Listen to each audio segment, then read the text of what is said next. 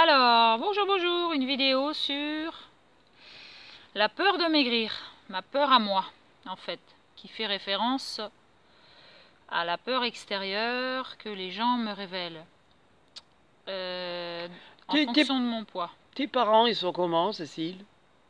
Mes parents, ils sont comment? Bon, Au niveau corporel? mon père a de l'embonpoint et ma maman, elle commence à en avoir de plus en plus, mais c'était quelqu'un d'assez correct au niveau physique, mais aujourd'hui, oui, ils ont de l'embonpoint tous les deux. Alors donc je voulais, par rapport à mon expérience au niveau de... Et aujourd'hui, tu es avec quelqu'un qui est comment? Qui est tout sec, Sec. tout fin. Non, qui est fin. Moi, la nourriture, on m'a toujours dit depuis tout petit que j'étais freluquet. Freluquet. Ouais, un freluquet, un petit tout maigrichon et tout. Et Un piment d'Espelette. bon, bah tout petit, j'en ai un peu souffert quand même, hein, qu'on me dise ça. Et on me faisait manger comme 10.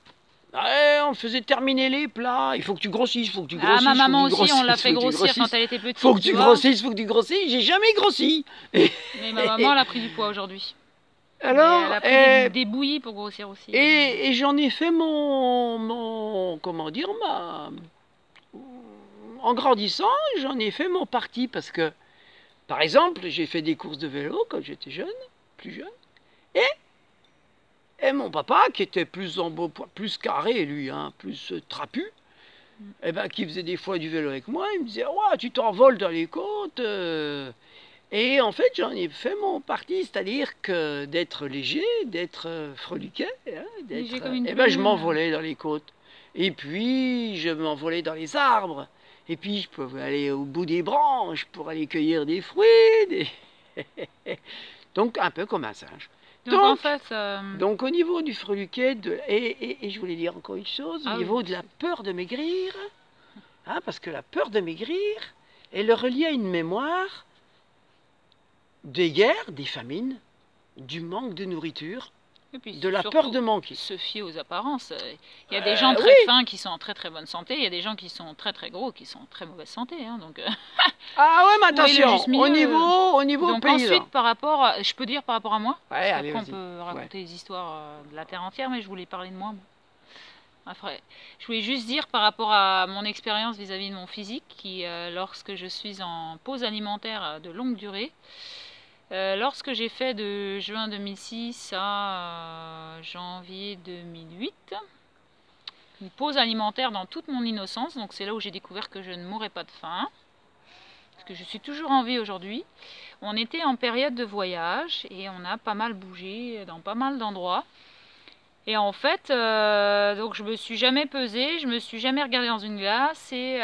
oh, tu voulais, hein? Je voulais au départ, mais après quand on voyageait, donc voilà, j'ai lâché prise sur moi. moi. C'est moi qui ai foutu la balance pour boire. Voilà, c'est ça. Voilà, parce que j'arrête de contrôler. Elle se réveillait la nuit pour aller en cachette se peser. C'est vrai. Et ça, ben, je lui ai dit non.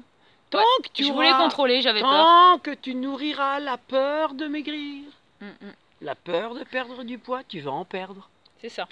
Donc c'est encore une forme de contrôle.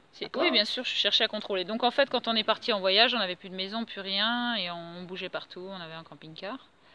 Et on rencontrait des gens de partout et qui me disaient que j'étais merveilleuse, j'avais une super énergie, et voilà, j'avais des super retours. Ouais. Et au bout de tous ces mois d'expérience avec moi-même, donc j'étais épatée de voir que j'étais encore en vie, que je respirais, que je n'étais pas morte de faim. Ah, donc j'ai compris que c'était un gros mensonge gouvernemental. Ah, attends, mais non, c'est un mensonge pas gouvernemental. Non, parce que dans le mot médecin, il y a celui qui met au sein. Oh. Donc c'est pas gouvernemental que gouvernemental, Cécile. C'est des croyances au niveau des humains qui ne sont pas allés voir. Mais c'est donc des croyances. Qui n'ont pas expérimenté qui nous sommes, en fait. Donc on répète des choses hallucinantes parce qu'on nous a appris depuis tout petit. Même mes parents, ils m'ont frappé pour finir des plats. Alors c'est vrai qu'on me forçait à manger de la cervelle moulinée dans de la purée pour avoir soi-disant des vitamines qu'eux ne mangeaient pas parce qu'ils n'y arrivaient pas, mais ils nous forçaient de nous pour qu'on soit super vitaminé de tout ce qu'il nous fallait dans notre croissance. Bon bref, c'est que de la peur, hein, donc derrière la peur il y a l'amour bien sûr. Et donc voilà, c'est un système de peur, mais en fait, tant qu'on n'est pas, qu'on reproduit des choses comme ça, on peut le faire jusqu'à notre mort sans voir qu'en fait, on peut avoir une autonomie C'est la peur avec soi-même, hein. lumineuse, quoi. La peur que l'extérieur peut te renvoyer, c'est aussi la peur de toi-même, hein. Je veux dire, avant tout, la peur, c'est quelque chose qu'on a à faire, Mais quand à on voir est avec petit, nous-mêmes. on Hein. nous force et on comprend rien. Et après, on est Ouais, un mais peu formaté, quoi. quand on est adulte, on doit se remettre. Voilà, quand on est adulte, bon On doit se voilà, poser j'ai les fait questions. l'expérience et pour moi, c'est une super expérience en toute innocence et je me suis C'est quand même bien. éclatée à aller voir si j'allais mourir en fait tous les jours, tous les mois, plus d'1 an et à voir, je suis encore vivante, quoi, tout va bien. Alors. Donc ce qui s'est produit, c'est qu'on est allé voir aussi dans ma famille. Ah là là. Et donc dans ma famille, bah bien Aïe sûr, aïe aïe. je n'avais plus l'aspect de la Cécile qu'ils avaient connue, donc la référence au passé. Donc j'expliquais dans une autre vidéo de s'amuser à ne pas projeter nos moments du passé sur l'instant présent, puisque c'est vachement lourd, et de renaître, de se renouveler à chaque instant, d'être des enfants innocents et à revoir l'autre comme si on ne l'avait jamais connu, que s'était rien passé entre nous. Là c'est sensationnel. Donc la première fois tous les jours, ça c'est une énergie à mettre en place le plus souvent possible pour s'éclater. Et donc ma famille, bah voilà, me voyant comme ça, y a des personnes autour de moi qui ont pris peur. Voilà, qui m'ont dit que j'étais malade, que j'avais le cancer ou le sida, ou voilà, c'est super agréable, merci. Tout Alors bien, là, les croyances qui reviennent, Cécile. les croyances. Bah. Le cancer, la maladie, ouais, quand t'es malade, t'es maigre, machin. T'as peur de maigrir. Mais il y a des gens qui sont gros Cécile, pour moi qui peuvent être malades. T'as peur de maigrir. Ouais. Elle Et vient. bah à ce moment-là, je l'avais pas. Elle te l'avait pas. Mais tu avais Puisque la ça peur. faisait Cécile, à je sais pas l'époque, combien de mois. à l'époque, tu avais la peur de mourir. Oui. D'accord? Donc je l'ai dépassé, je suis pas morte. Maintenant, tu as la peur de maigrir.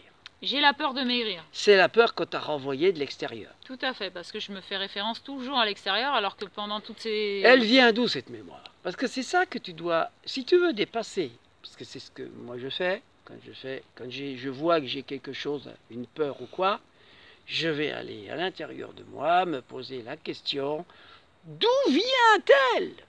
Et là, je vais repartir très, très, très loin, voir d'où vient cette mémoire. Et en fait, parce que tu disais que c'était gouvernemental, mais avant d'être gouvernemental, c'était religieux. Mais avant, ben les guerres... Les guerres, la tristesse, la pauvreté... Alors, avant les guerres, qu'est-ce qu'il y avait? Les famines et l'agriculture. L'agriculture, l'homme qui s'est mis à cultiver. L'homme qui s'est mis à cultiver a été obligé de devenir sédentaire pour garder la culture qu'il est en train de faire pousser. Après, il est resté sur place pour garder ses récoltes. Ouais. Donc il devient sédentaire. Rien que parce qu'il est prisonnier de ce qu'il a créé. Ouais. En même temps, il est donc aussi prisonnier de l'abondance qu'il a créée. Grande concentration de légumes et de fruits. Il a créé une surabondance. Cette surabondance, elle va être convoitée par l'extérieur, donc la guerre. Donc, une personne, si moi, je stocke beaucoup de choses, je vais être la proie de l'extérieur pour me voler ces choses. D'accord? Donc, plus je cumule, plus je deviens une proie. Donc, l'accumulation de l'être humain qui s'est mis à faire de l'agriculture s'est habitué à l'abondance, à la surabondance, qui n'était pas naturelle, qui, quand il a eu une famine, parce que soit on est venu lui voler ses récoltes, et là, au secours, j'ai pu ma sécurité. Donc là, je vais vivre une famine. Donc la peur de maigrir, la peur de machin, la peur du manque, la peur de tout ça. Ça peut être donc par une guerre, quelqu'un qui vient m'attaquer pour me prendre ce que j'ai, ou une famine parce que j'ai eu une année des mauvaises récoltes par rapport moi, je sens pas ça en moi. Je sens pas ça. Mais moi, je sens le lien. Je répète encore une fois, j'ai pas peur de maigrir vu que Pendant 1 an et demi, j'en avais rien à faire de mon corps, de comment il était. Je me sentais une sauterelle qui sautait partout. Bien sûr, j'étais très fine parce qu'après, je me suis vue en film, j'ai vu des vidéos et tout ça. Je me trouve très belle et j'adore cette énergie-là. De toute façon, ce que je sens quand je suis dans un corps comme ça, c'est cristallin, c'est waouh, c'est transparent, c'est du pur amour. Après, c'était par rapport aux autres, de rentrer dans la vibration de l'autre, de faire peur à l'autre et donc d'aimer l'autre. L'extérieur, encore une fois. Encore l'extérieur, de faire pour les autres, c'est-à-dire que pour pas blesser les autres et pour leur laisser dans leur confort, je remange, d'accord? Comme ça, plus personne me fait chier. C'est un peu ça, la violence que je me suis faite. Aujourd'hui, ce qui s'est passé là, comme j'ai fait 5 mois de pause alimentaire, là, de janvier à juin, et que je suis plus dans l'énergie de voyage et tout ça, que je suis avec des musiciens que je voyais, puisque maintenant j'ai arrêté, j'ai créé la peur chez eux, qu'ils ont voulu que je fasse des contrôles de sang, des analyses, nanana, qu'ils ont parlé de me faire enfermer. Enfin, c'était super agréable aussi. Hein. Mais ça, c'était normal, c'est parce que tu étais aussi dans une fuite. Hein. Et un musicien qui a pris du poids alors que moi j'en perdais. Voilà, c'est un peu les peurs qui se passent à l'extérieur. Et puis après, les personnes qui me voyaient chanter dans un corps tout fin.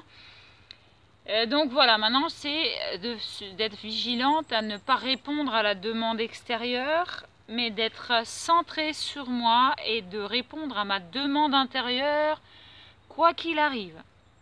Donc moi c'est ça, mon souci c'est de me décentrer et de faire pour l'autre. Et je suis capable, parce que la trahison je l'ai très très forte en moi, et je suis capable de faire ça très facilement, très rapide, rien pour passer inaperçu. Mais en fait, je ne m'affirme pas. Oui. C'est l'habitude. Donc moi, ma peur de maigrir, c'est plus cette énergie-là que je dois lâcher, puisque je l'ai déjà lâchée, j'ai déjà fait l'expérience. Oui, je suis très fine, et alors?